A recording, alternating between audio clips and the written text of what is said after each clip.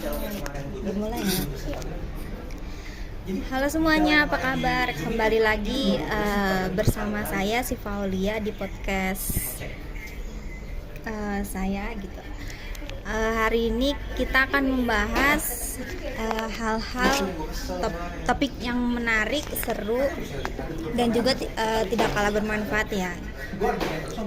Topik kita hari ini yaitu ngebahas tentang mazhab historismus dan mazhab institusionalisme.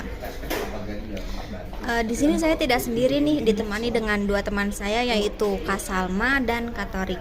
Hai semuanya, salam kenal. Saya Salma Firdausi. Saya Torik.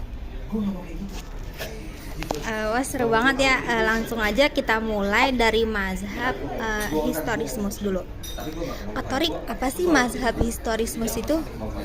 Oke Siva, kalau jadi tuh gini, kalau historismus itu mazhab ekonomi yang bilang kalau kita nggak bisa asal bikin teori terus ngarep semua negara cocok sama teori itu. Pendekatan mereka lebih ke belajar dari sejarah.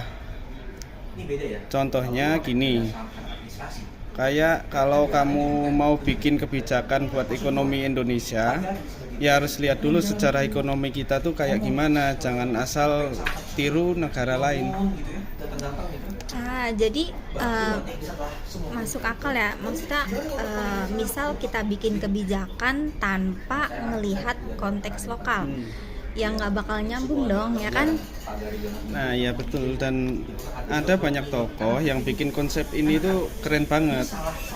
Misalnya ada Friedrich List. Dia bilang kalau perkembangan ekonomi itu kayak tahapan hidup manusia, mulai dari berburu, bertani, sampai ke perdagangan modern. List juga percaya pemerintah punya peran penting buat dorong kemajuan.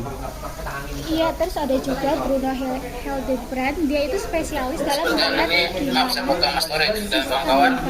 Ini video kalian nggak jalan. Videonya nggak Bukan jalan. settingannya bisa diperbaiki atau jaringannya jelek ya?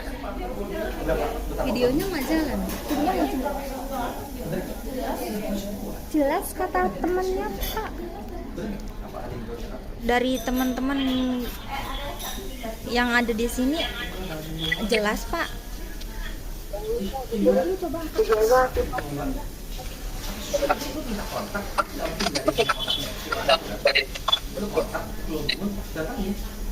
Yang lain juga sama kan, videonya nggak jalan ya? Saya jalan Pak. Saya ini siapa saya? Masih perkenalan, video perkenalan tadi. Nah sekarang udah bagus. Oke, lanjut. Apa? tapi ini enggak suaranya. Iya, terus ada juga Bruno Hildebrand. Dia itu spesialis dalam melihat gimana sistem barter berkembang jadi ekonomi uang, lalu jadi ekonomi kredit. Contohnya nih, sistem barter kayak dulu itu kan ribet banget. Kayak misalnya lu Siva punya kerbau, Kak Tarik punya beras. Misalnya lu butuh beras, lu otomatis mencari orang kayak misalnya Kak Tarik yang punya beras, tapi Kak Tarik itu nggak mau tukeran kerbau sama lu. Jadi kan kayak susah banget kan, kayak kalau sistem barter itu. Jadi Bruno ini berusaha merubah gimana sistem barter berubah jadi ekonomi uang. Oh jadi kayak misal nih Kak Torik mau nuker HP iPhone ke Salma, tapi Kak Toriknya sendiri nggak lapar, ya nggak matching dong. Kira-kira ada lagi nggak sih tokoh penting lainnya? Ada kayak Karl Butcher. Dia bilang ekonomi itu ada tiga tahap produksi. Tiga tahap. Satu, produksi buat kebutuhan sendiri. Dua, ekonomi kota. Dan ketiga tuh akhirnya ekonomi nasional. Jadi kayak ekonomi itu makin lama makin kompleks. Wah keren banget ya. Kira-kira contoh relevansi historismus buat kita itu apa nih kira-kira Salma? Misalnya nih ada kebijakan pariwisata di Bali. Kita nggak bisa kan bikin pariwisata di Bali ini kayak di Dubai. Jadi kita harus mempertimbangkan budaya lokal di Bali, kayak sejarah dan kebiasaan masyarakat di Bali. Kalau misalnya kita asal, malah yang ada akan jadi konflik budaya. Oh jadi masuk akal sih. Maksudnya tuh historismus tuh kan ngajarin kita buat nggak asal ya ngambil teori universal. Gimana sih, bener nggak menurut Katorik? Betul banget. Kalau kuncinya sih paham sejarah dulu sebelum bikin kebijakan.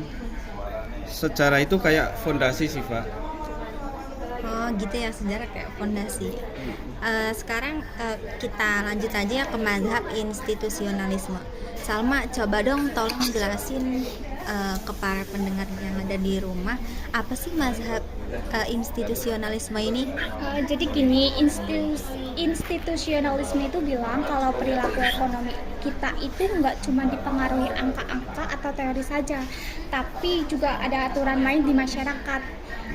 Aturan main ini bisa berupa hukum, norma, atau tradisi. Contohnya ya kayak sistem hukum hak cipta yang melindungi inovasi atau karya seseorang. Jadi kayak misal nih, gue bikin lagu, terus harus dilindungin gitu kan ya, biar nggak dibajak atau melanggar hak cipta. Iya betul banget. Dan yang bikin mazhab ini keren tuh tokoh-tokohnya. Ada Thorstein Veblen yang bilang kalau orang suka pamer kekayaan itu bagian dari budaya konsumsi modern. Dia menyebutnya leisure class. Jadi misal kayak gue nih beli tas branded, tapi cuman buat up foto Instagram gitu ya? Iya, pas banget kayak gitu. Itu contoh nyata dari Veblen. Terus ada juga Douglas North yang bilang kalau institusi formal kayak hukum paten dan kontrak itu penting banget buat mendorong pertumbuhan ekonomi. Tanpa itu orang bakal malas berinovasi. Nah, jangan lupa juga sama Joseph Schumpeter. Dia bilang kemajuan ekonomi nggak cuma soal angka, tapi juga soal inovasi dan kewirausahaan. Jadi kalau nggak ada pengusaha kreatif, ekonomi itu bakal stuck. Wah, jadi sebenarnya mazhab ini tuh ngajarin kita buat bikin sistem yang jelas biar ekonomi itu tuh berjalan dengan lancar ya. Kira-kira contoh lainnya ada nggak sih? Ada, misalnya di koperasi di desa-desa, koperasi itu membantu petani dapat akses kredit dan memasarkan produk. Ini contoh institusi yang mendukung ekonomi lokal.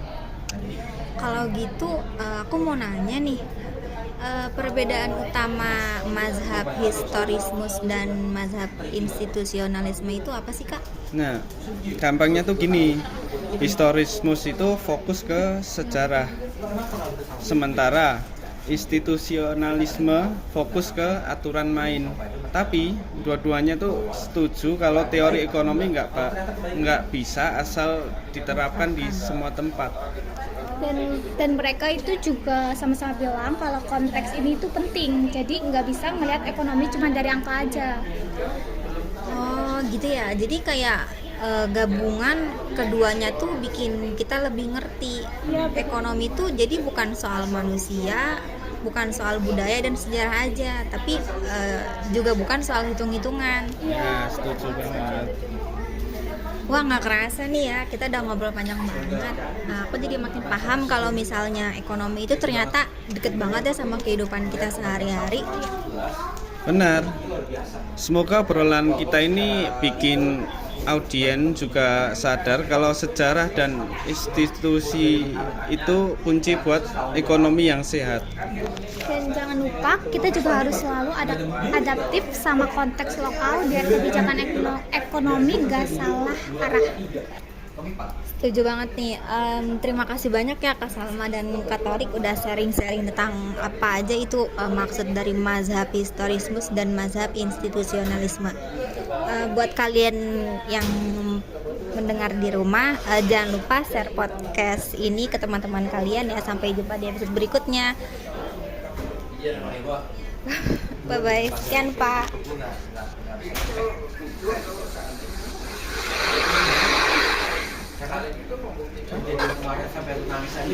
Sekian Bapak podcast dari kelompok 5. Udah.